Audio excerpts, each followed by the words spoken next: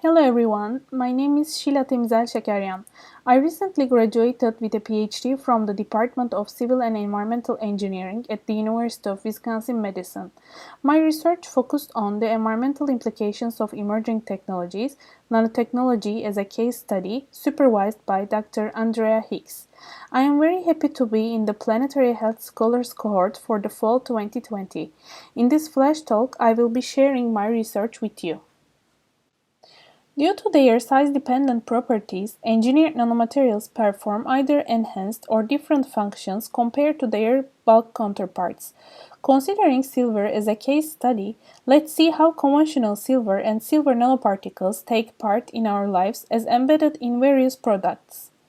Silver has been utilized since antiquity due to its antimicrobial efficacy. Conventional silver plates were used to promote wound healing. In the 19th century, silver thread was utilized in surgeries. Also, silver nitrate eye drops were used in newborns to prevent neonatal blindness. Nanoscale silver is gaining attention for its antimicrobial properties.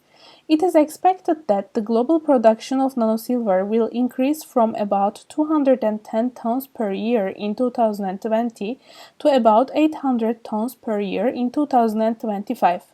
Market reports also support this significant growth.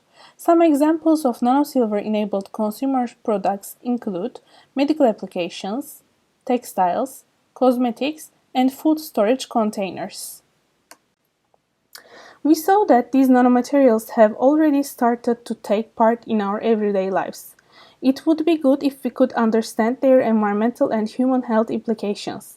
Therefore, my motivation behind conducting this research is understanding how the materials that we use in modern society can affect the environment and informing product developers about the ways to design materials that have less environmental and human health impacts.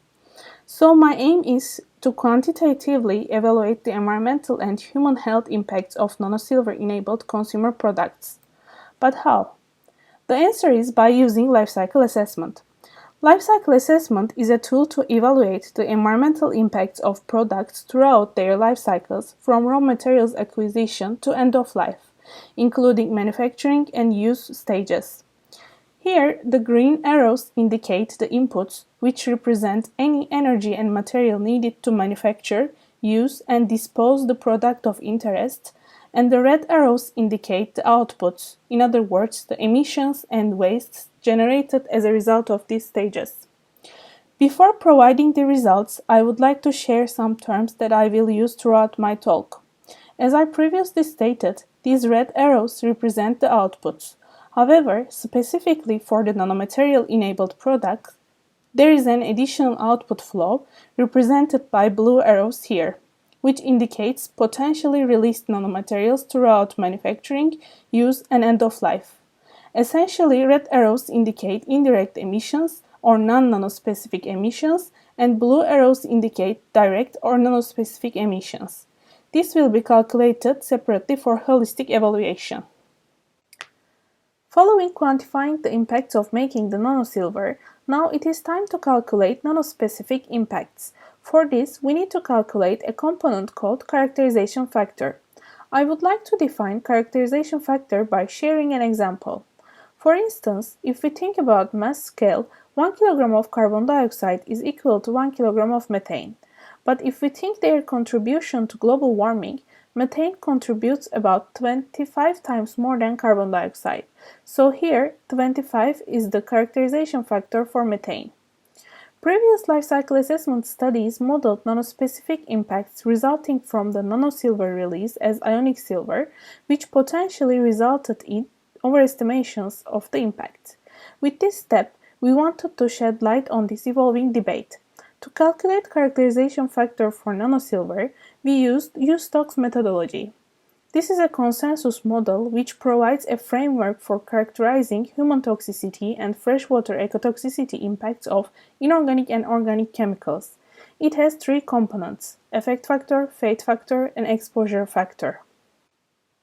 In order to combine the factor that we developed with non-nanospecific emissions, we conducted lifecycle assessments for 4 commercially available silver nanosilver enabled polyester textiles with different initial silver nanosilver loadings. T, E, A, and C indicate different textiles, as C having the largest silver content. We also compared different laundering scenarios.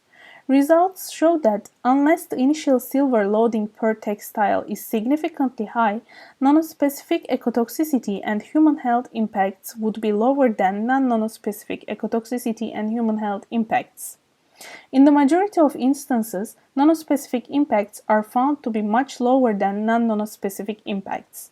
Although modeling nanosilver release as ionic silver likely results in an overestimation of environmental impacts, it may still be applicable as the overall results are not sensitive to the release. With this, I would like to thank you for your time and interest to my research.